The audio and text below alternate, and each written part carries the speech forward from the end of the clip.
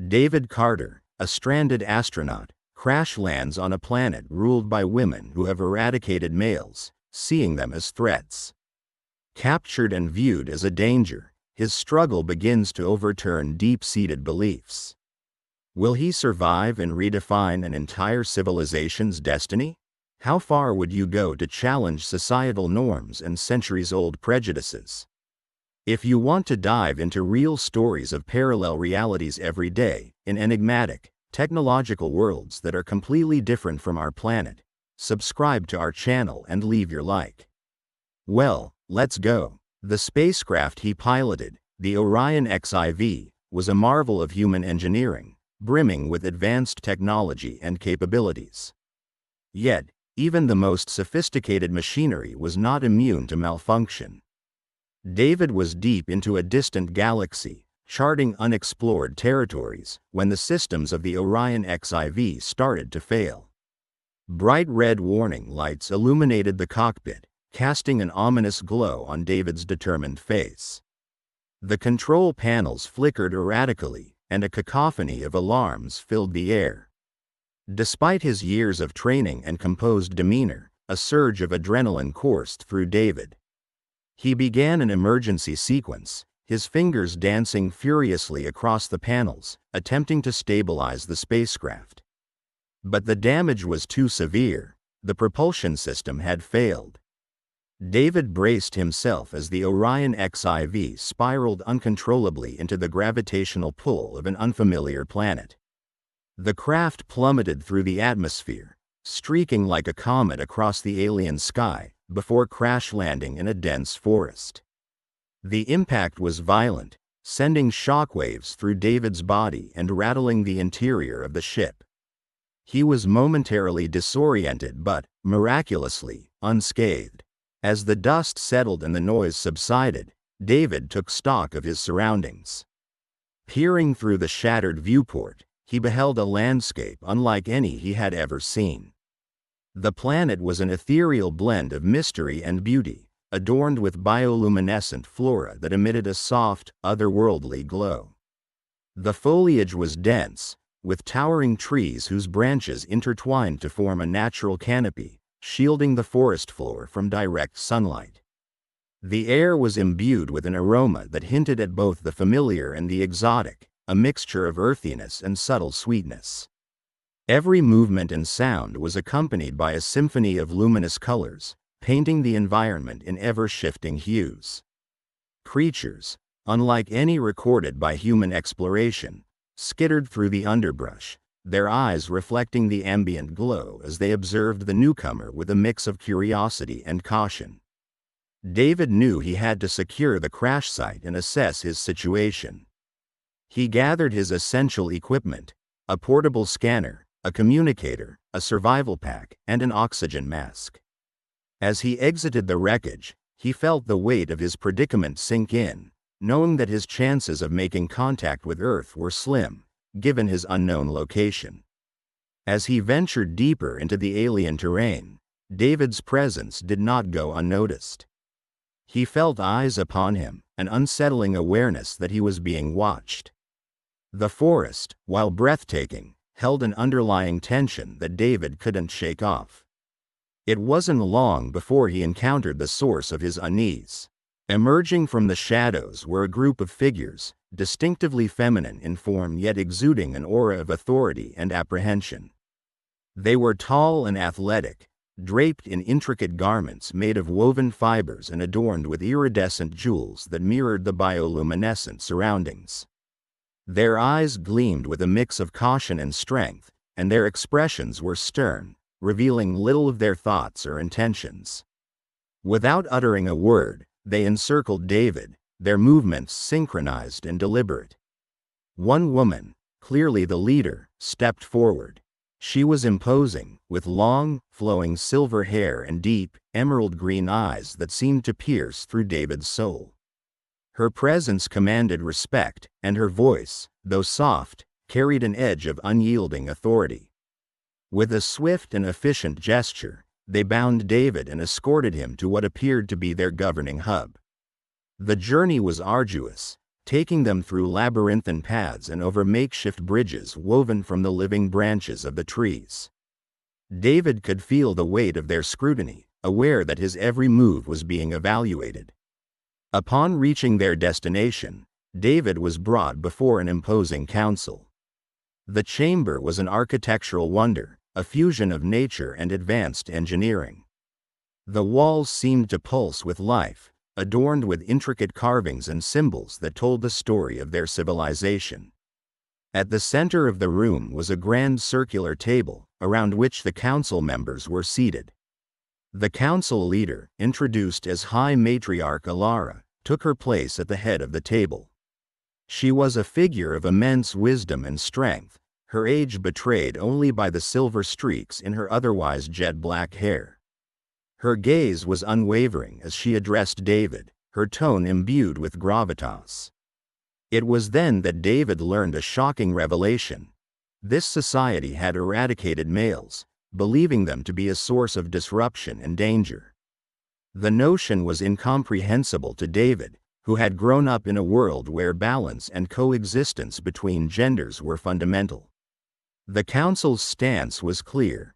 Men's presence was a threat to their social harmony, and David's unexpected arrival was an anomaly they had to address immediately.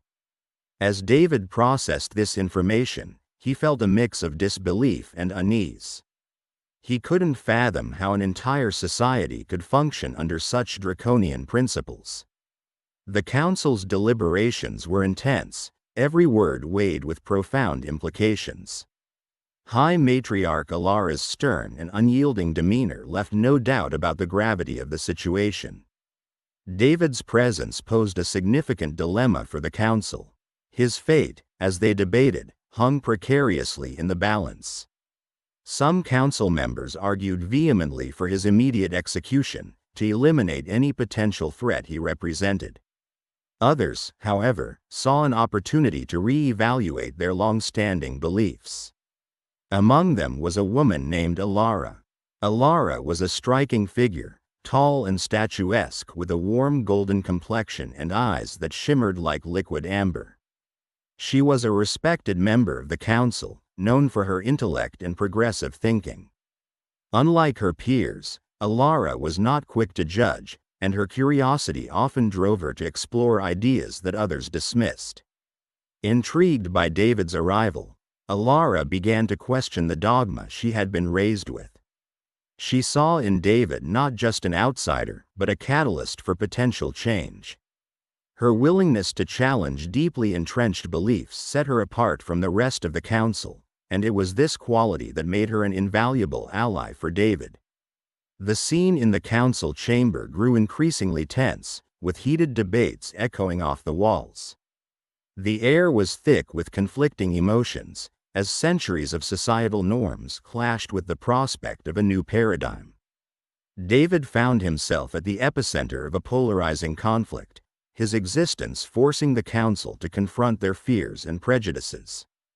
As the council session drew to a close, a decision had yet to be reached. David Carter's makeshift prison cell was more sophisticated than any human containment facility he had ever seen.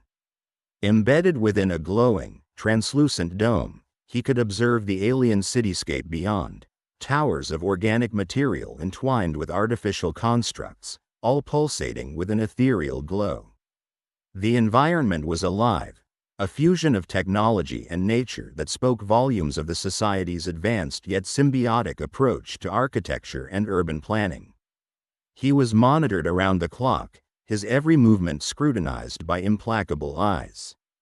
The council chamber, visible from a distance, was an imposing structure of crystalline arches and bioluminescent vines.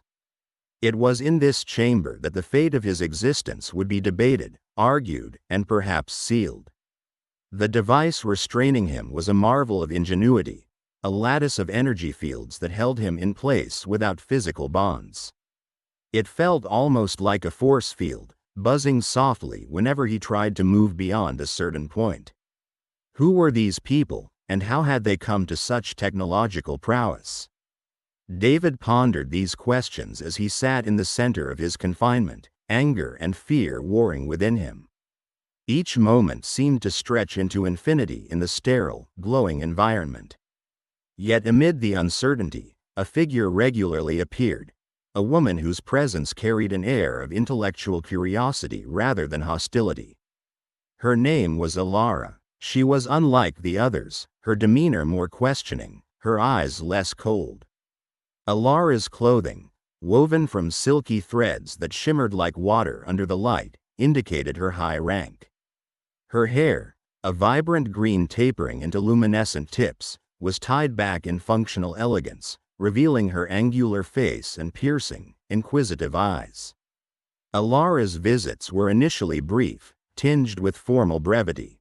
However, as the days passed, she lingered longer, engaging in silent contemplation before David's confining barrier. It was clear to him that she wrestled with something significant, a conflict that mirrored his own dilemma but from the other side of the ideological divide. The council chamber was a study in contrasts. Its members, an assembly of dignified women adorned in intricate robes, appeared to David as an enigmatic blend of philosopher kings and warrior queens. Their faces were impassive, their expressions unreadable. The council leader, a matriarch named Zyra, stood at the forefront, her presence dominating the room. Alara was but one voice among them, yet she seemed poised at the tipping point of a monumental shift. Zyra's authoritative voice often filled the chamber. "The presence of this man threatens the very foundations of our society," she declared, her tone brooking no dissent. "For centuries, we have lived in peace, free from the chaos that men historically brought. His existence here is an anomaly, one we cannot afford." Yet Alara raised her voice in defiance, her arguments growing more impassioned. "Our fear has blinded us. We have outlawed an entire gender based on ancient prejudices. David's presence is an unprecedented opportunity to re-examine our beliefs." Her words were met with mixed reactions. Some council members nodded in reluctant agreement, while others scowled in staunch opposition.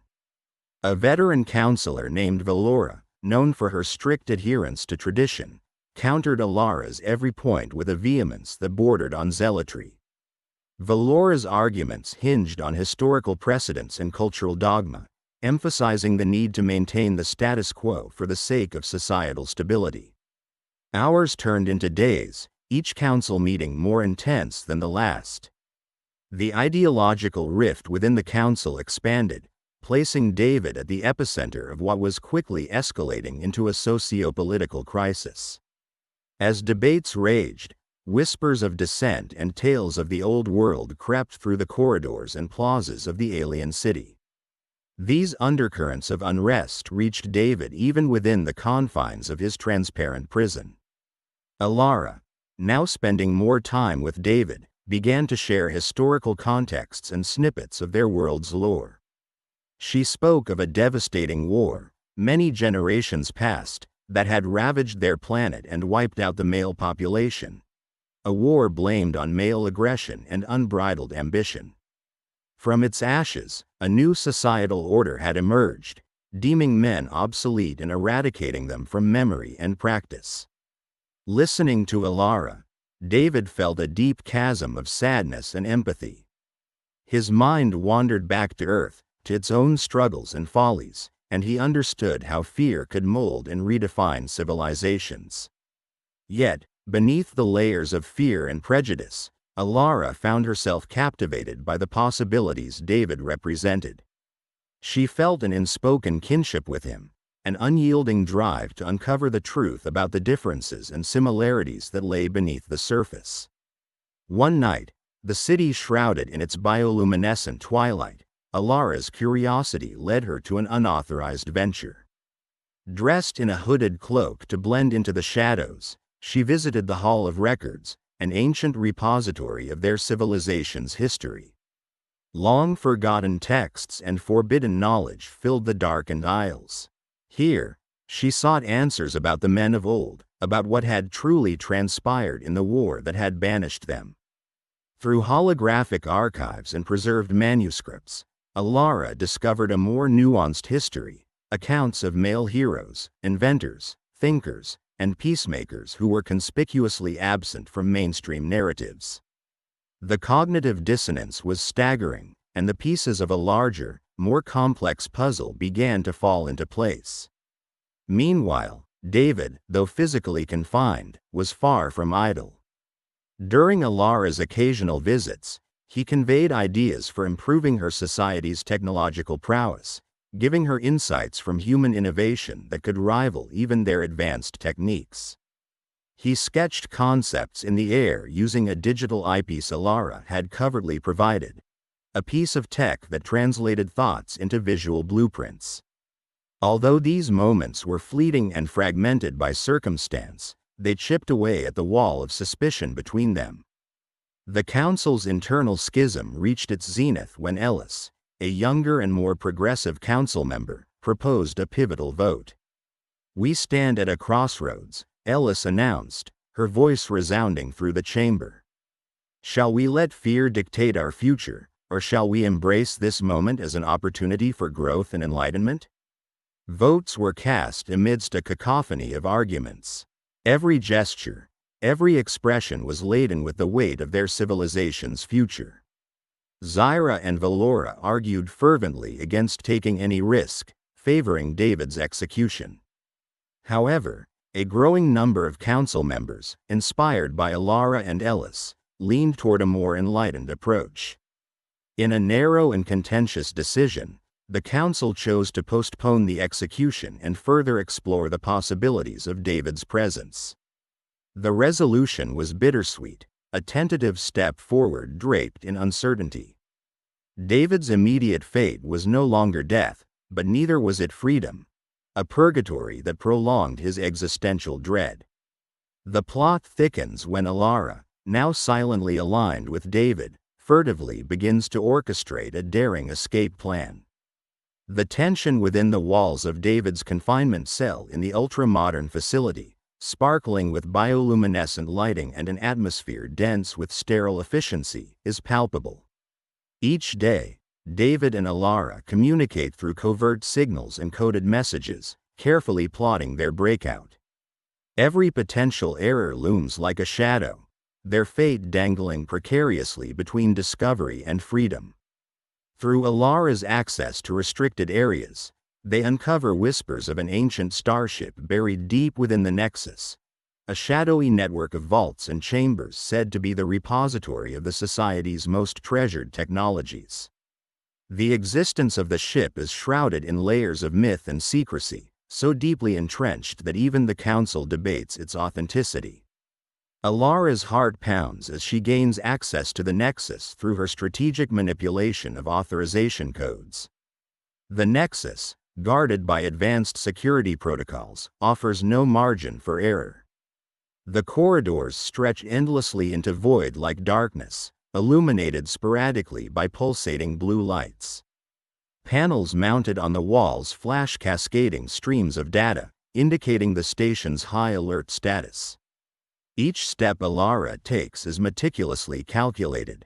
David, meanwhile, mentally rehearses the navigation of the starship they've yet to see. His astronaut training, ingrained with precision and logic, demands absolute focus. The thought of escape, juxtaposed with the fear of immediate capture, creates a juxtaposition of determination and dread. Their plan accelerates when they stumble upon the starship, sleek and formidable even in its deserted state. The vessel, cloaked under decades of dust and disuse, holds a promise of liberation. The interface panel at the entrance, still humming faintly, responds to Alara's touch with a sudden luminescence. As they prepare for departure, their escape coincides with a grievous error. Alara triggers an alarm. Klaxons blare through the Nexus, echoing through the vaulted hallways like specters of their imminent doom. Adrenaline courses through their veins as the automated guardian of the Nexus, a towering robot clad in reflective armor, arises from its slumber. Designed to enforce the ideological purity of their society, the robot embodies the society's deep-seated prejudices against outsiders. The robotic sentinel's pursuit is merciless, its every move calculated to ensure the suppression of any threat. Its limbs, fashioned from advanced alloys, move with an eerie combination of agility and weight. David and Alara, a fragile alliance formed in adversity, find themselves in a brutally physical confrontation. Blaster bolts sizzle through the air as the Guardian robot's offensive systems activate. David utilizes makeshift weapons, items quickly turned into devices of defense under pressure. Alara, though less combat experienced, proves her resilience through quick thinking and intuition. Their struggle is visceral, each blow exchanged a testament to their determination to survive. A laser pulse narrowly misses Alara, scorching the hull of the starship and leaving the acrid scent of burnt metal lingering in the enclosed space. In a climactic moment, David and Alara manage to disable the robot using a high-voltage power surge from the starship's auxiliary systems. Sparks explode as the Guardian's sensors flicker and die, its limbs convulsing before it collapses into a defunct heap. Triumph is fleeting, however, as more alarms signal the approaching forces of the Council. In the narrow confines of the ship, David frantically completes the launch sequence. The engines roar to life, shaking off centuries of disuse. With a final glance back at her world, Alara boards, and they initiate their perilous ascent. The thrusters ignite, propelling them into the unknown abyss of space. Strained by their confrontation and the urgency of their escape, they momentarily find solace as they drift beyond the planet's gravitational reach. Their emotional and physical exhaustion is palpable. The silence of space envelops them, offering a deceptive calm. However, their ordeal is far from over. In their navigational path, they detect an anomaly, an uncharted relic drifting through the void, the Genesis device. The Genesis device is an ancient artifact said to possess the ability to terraform worlds, an ultimate creation tool that could offer them a sanctuary. Its surface, etched with enigmatic runes and pulsating with an eerie green glow, suggests both immense potential and unknown dangers. David's eyes widen with a mix of hope and caution as he pilots the ship closer. Activating the device requires a synergy of understanding and precision. Alara scours the retrieved logs for clues, deciphering the symbols that seem to form an intricate lock. Their combined efforts bring the machine to life, but almost instantaneously, it malfunctions spectacularly. The once promising device erupts in a cascade of green luminescence, sending shockwaves through the spatial fabric. Nearby celestial bodies are ravaged by the energy discharge, transforming serene landscapes into catastrophic tableaus. The sight of a planet's demise, its atmosphere igniting in a blaze of swirling debris, is both awe-inspiring and terrifying. David and Alara's survival instincts kick in as they narrowly escape the cataclysmic consequences, their ship rattling violently from the residual impact. Relief intertwines with resignation as they acknowledge the lost opportunity. Forced to abandon their initial plans, they embark on a desperate quest to find a habitable world.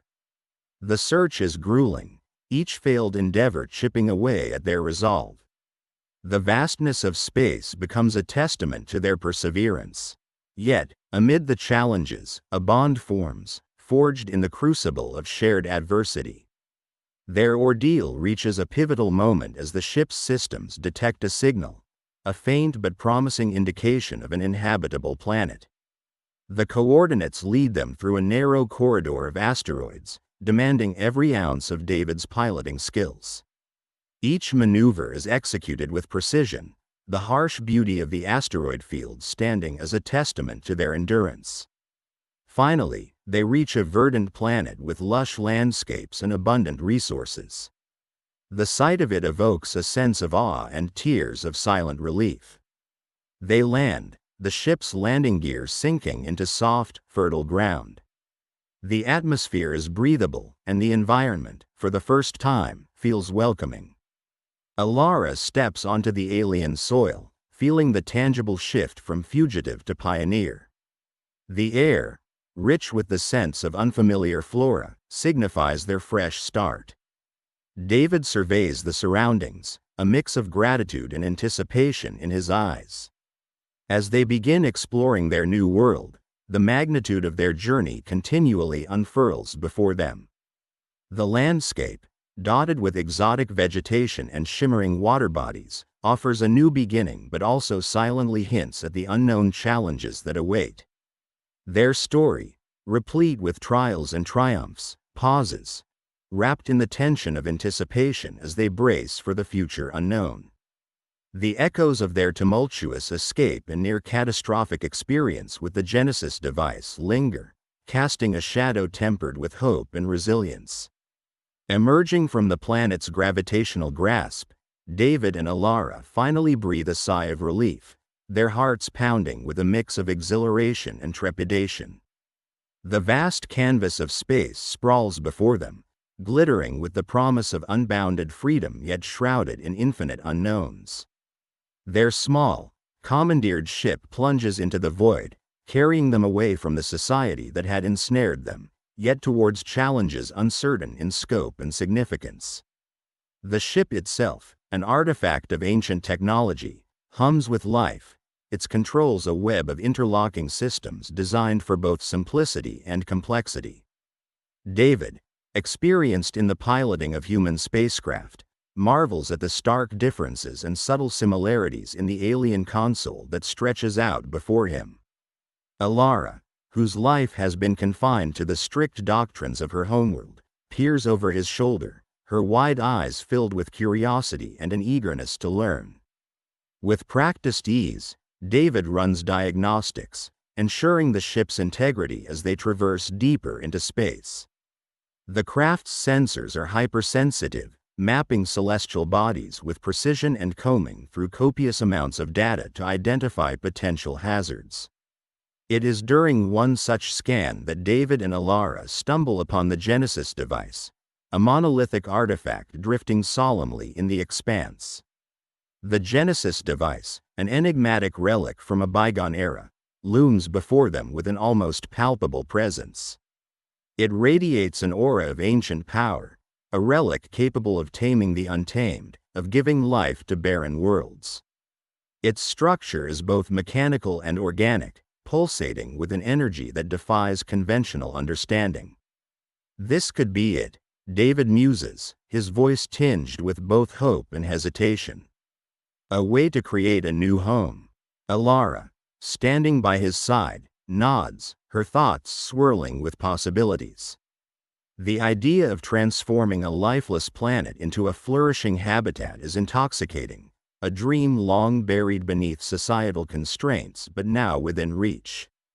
The device, nested within its protective confines, beckons them to unlock its potential. However, as they begin the intricate process of activation, it quickly becomes apparent that the Genesis device is a double-edged sword. Its operational panels are rife with cryptic symbols and complex algorithms, each step toward activation shrouded in uncertainty. David and Alara work in concert, deciphering the controls with a mix of intuition and experimental trial. Their combined efforts, driven by necessity and innovation, weave a narrative of desperation and ingenuity. As the machine whirs to life, its mechanisms grinding and clicking in harmonious rhythms, an unsettling anticipation settles over them. Then, without warning, the device falters. Lights flicker erratically, and the once smooth hum turns into a cacophony of jarring sounds. Alara's fingers dance across the controls in a surge of panic, while David's mind races to identify the source of the malfunction. The buildup of energy within the Genesis device spirals out of control, like a dam on the brink of bursting. The resulting catastrophe is swift and merciless. The device discharges a massive burst of energy, a wave of destructive force that cascades into the neighboring planetary system. A nearby planet, once a mere blip on their radar, bears the brunt of the fallout. Craters erupt on its surface, Tectonic plates shift violently, and the atmosphere ignites in a chain reaction of horrific devastation. David and Alara are thrown into chaos, their ship battered by the tremors of the catastrophic event. Alarms scream throughout the cockpit as systems falter. David's grip on the controls tightens, his knuckles white, as he fights to stabilize the ship. "We need to abort," David shouts, his voice barely audible over the cacophony. With concerted effort, they manage to disengage from the lurking monolith. The Genesis device, now a silent witness to its own destructive capability, drifts aimlessly in the void. The echoes of its malfunction reverberate in the empty expanse, a somber reminder of the perils inherent in such profound power. This close brush with disaster forces David and Alara to confront a sobering reality. Their quest for a new home is fraught with perilous challenges. Their initial plan lies in ruins, abandoned in the wake of the near-catastrophic mishap. Desperation fuels their search for an alternative, each passing moment a reminder of their precarious situation. Resolute, they steer the ship away from the proverbial wreckage, the haunting image of the scarred planet etched into their minds. The weight of their predicament bears down on them, yet amidst the despair, a burgeoning bond strengthens. Their shared trials and tribulations forge a connection, an unspoken understanding that together, they might overcome what alone would be insurmountable. As they plunge deeper into the uncharted reaches of space, the ship's sensors once again flit to life. The AI, a relic of an era long forgotten, processes vast streams of data, seeking out signs of habitable worlds. David, his focus unwavering, guides the ship through fields of asteroids and past dying stars, each obstacle a testament to their resilience. Their journey takes on an episodic rhythm, the brief interludes of hope interspersed with disheartening discoveries. Desolate planets, swirling gas giants, and irradiated wastelands greet them, each potential sanctuary dashed by the harsh realities of the cosmos. Yet, the flicker of hope within them refuses to be extinguished. In one such episode, their ship detects an anomaly, a signal emanating from deep space, faint but distinct. It speaks of a world, lush and vibrant, untouched by the ravages of time. The coordinates lead them through an elaborate route, a labyrinth of celestial phenomena that tests their navigational prowess. Guided by determination and camaraderie, they navigate the treacherous path. Nebulas of swirling gas obscure their vision, meteor showers pelt the ship's armor, and gravitational anomalies threaten to pull them off course.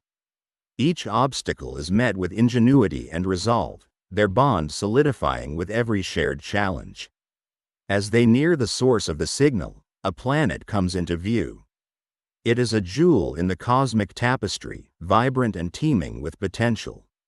Oceans glisten under the light of a distant star, vast forests stretch across continents, and the atmosphere thrums with life. It is a promise of sanctuary, a beacon of hope in the vast sea of uncertainty. Their ship descends toward the surface, sensors working tirelessly to analyze the environment. As the landing gears touch the lush earth, a sense of profound relief washes over them. They step out onto the alien soil, their breath hitching at the sight of their newfound refuge. The Genesis device, abandoned in the abyss, had been both a beacon of hope and a harbinger of disaster. The planet before them now offered a second chance, an opportunity to rebuild and thrive without the pitfalls of the past.